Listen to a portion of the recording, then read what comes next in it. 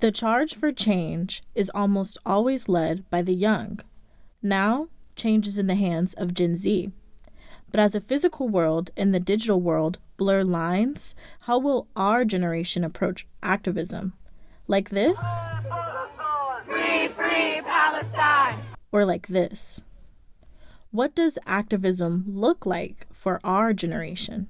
With activism, I find it as being on the front lines of protests and everything, boycott signs and marching and everything. Whatever it takes to bring awareness. Active and proactive movements towards political change, whatever you believe in. How I personally participated in activism was when I was protesting when Black Lives Matter was like at its peak back at home.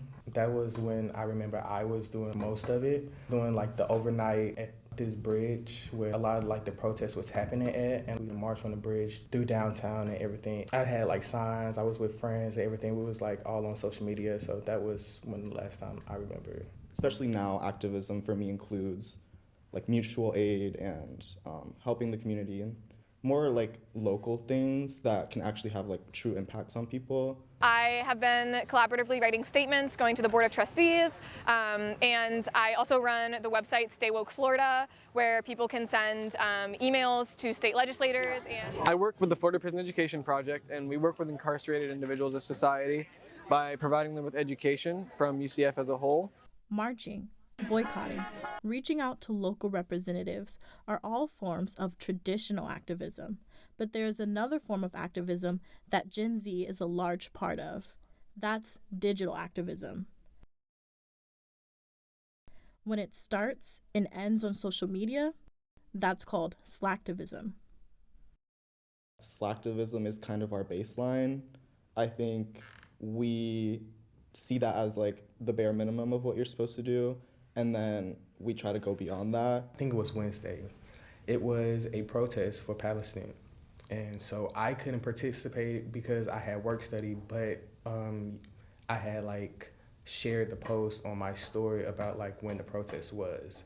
A lot of people probably are more slacktivist than actual activists. I do have some concerns that the in-person activism has been replaced by digital. And though digital does play a role, it can't be the only thing you do. A lot of Gen Z students, they're just as passionate about subjects, and they don't see the need to get off their phone and to actually come to Tallahassee or reach out to people face to face they don't know. We use social media really effectively, but it can't be the only thing you do.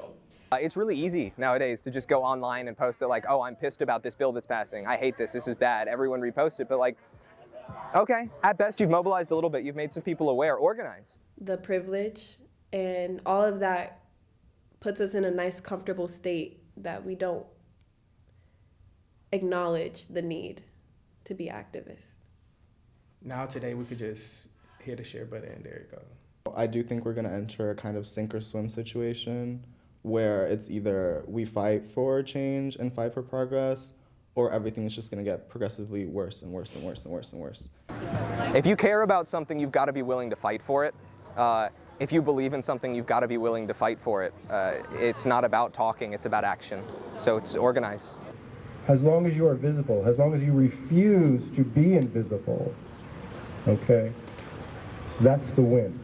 That's the win right now. And so I encourage all of you, be visible. Thank you. There's no singular way to be politically active. The important thing is that you don't do it alone and you make sure it goes beyond your phone. The occupation has got to go. The occupation has got to go. Free, free Palestine! Free, free